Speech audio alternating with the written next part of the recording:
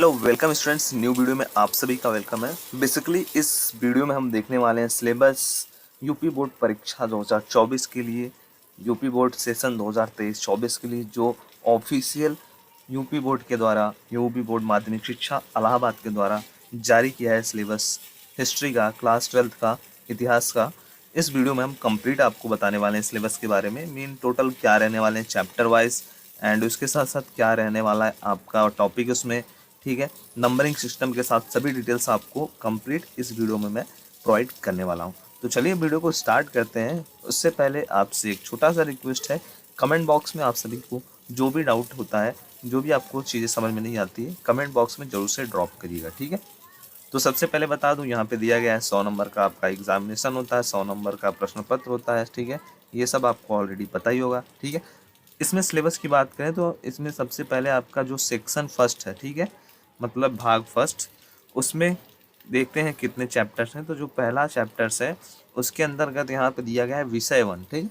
Chapters को इसमें क्या कर दिया गया है, विषय के रूप में लिखा गया है, ठीक है। तो आपको चैप्टर वाइज समझना है, विषय वाइज समझना है, आपके ऊपर डिपेंड है, ठीक है। तो पहला यहाँ पे विषय 1 है ईंटें, मनके तथा अस्थियाँ, मतलब हड़प्पा सभ्यता, ठीक है। इसी के अंतर्गत टॉपिक है प्रथम शहर की कहानी, हड़प्पा का पुरातत्व। उसके बाद सिंहावलोकन, प्रारंभिक नगरीय केंद्र के बारे में पढ़ना है आपको। हड़प्पा सभ्यता के खोज की कहानी के बारे में पढ़ना है, ठीक है। उद्धरण के बारे में पढ़ना है हड़प्पा सभ्यता के, ठीक है। उसके बाद आपको इसमें कुछ चर्चाएं करनी है, ठीक है। तो ये टॉपिक आपका विषय फर्स्ट में रहेगा। फिर उसके बाद विषय 2 जो रहेगा, या फिर चैप्टर 2 आप कह लें, अपने हिसाब से जो आपको समझना है उसके अकॉर्डिंग आप समझ सकते हो। चैप्टर 2 का नाम है राजा, किसान और नगर, ठीक है।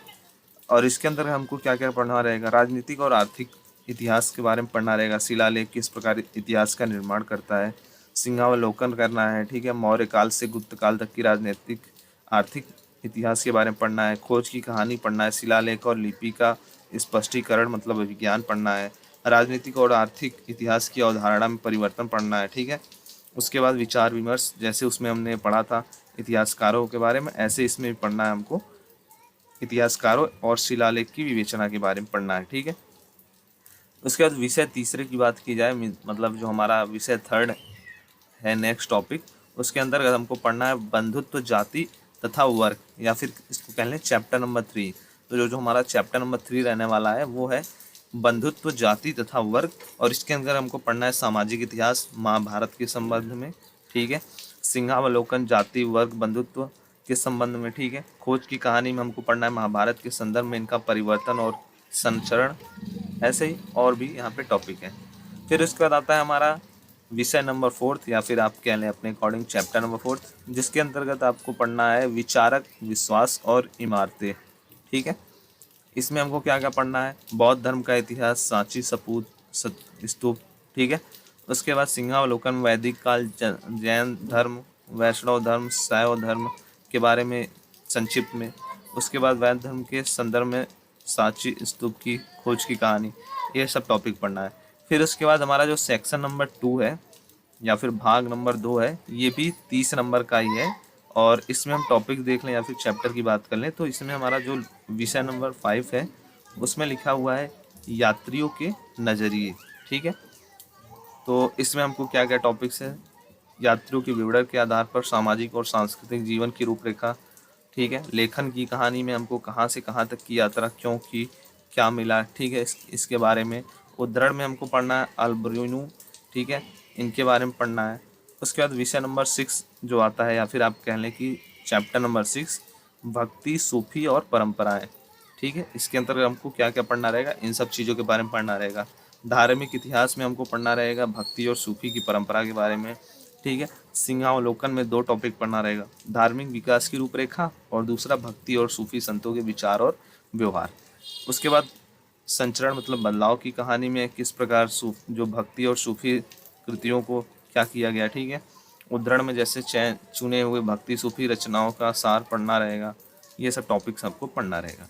फिर होता है हमारा विषय नंबर 7, एक साम्राज्य की राजधानी विजयनगर।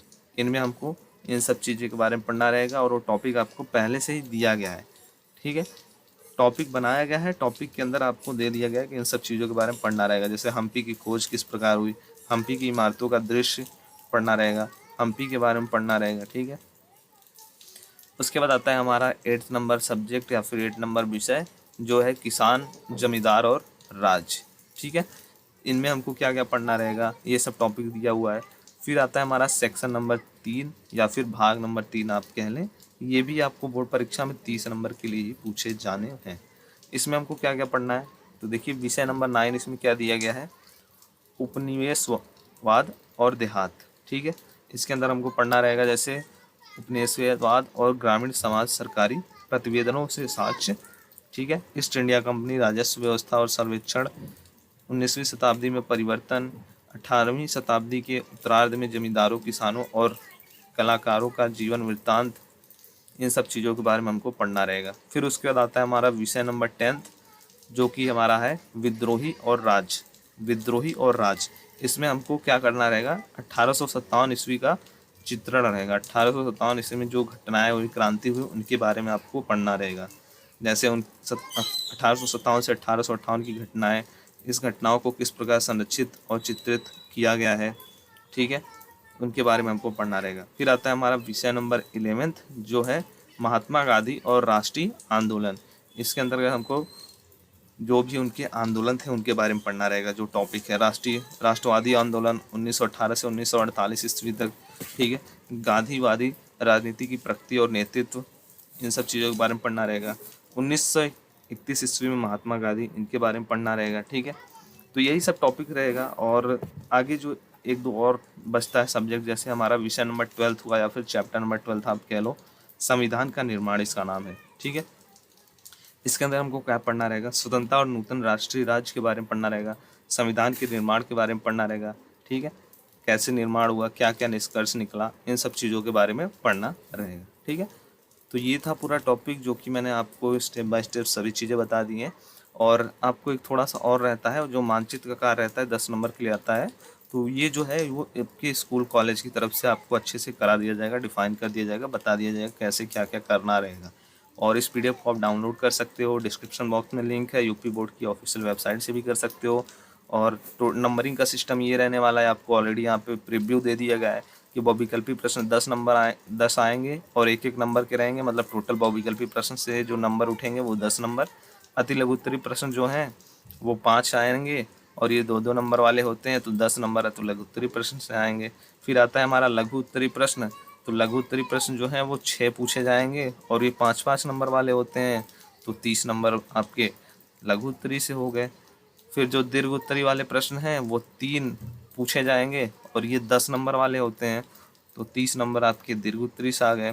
उसके बाद जो लास्ट है वो है हमारा मानचित्र से 5 नंबर वाले क्वेश्चन 5 क्वेश्चन पूछे जाते हैं 2 नंबर वाले, तो 10 नंबर यहाँ से हो गया, ठीक है। और ऐतिहासिक जो घटनाक्रम है उसके बारे में आपको 10 प्रश्न पूछे जाएंगे, एक एक नंबर वाले रहेंगे और ये भी बहुत ईजी रहता है, 10 नंबर यहाँ से भी हो गया, टोटल 100 नंबर का हो गया। तो ये जो वाले पोर्शन है आपके लघु उत्तरी, दीर्घ उत्तरी और मानचित्रकार और ये ऐतिहासिक घटनाएं, ये 101% सभी को अच्छे से आना चाहिए और ये सभी अटेम्प्ट करते हैं और इसमें ज़्यादा परफॉर्म अच्छे से करते हैं। तो 80 नंबर तो आपका यहीं से ही हो जाता है। बचता है 20 नंबर, 20 में से बहुविकल्पी और अति लघु उत्तरी होता है, तो इसको भी आप अच्छे से कवर कर लोगे तो यहाँ भी आपके 15 कहीं नहीं गए, ठीक है। तो प्रिपरेशन आपको इसी वे में करना है कि आपकी कोई भी क्वेश्चन छूट ना पाए।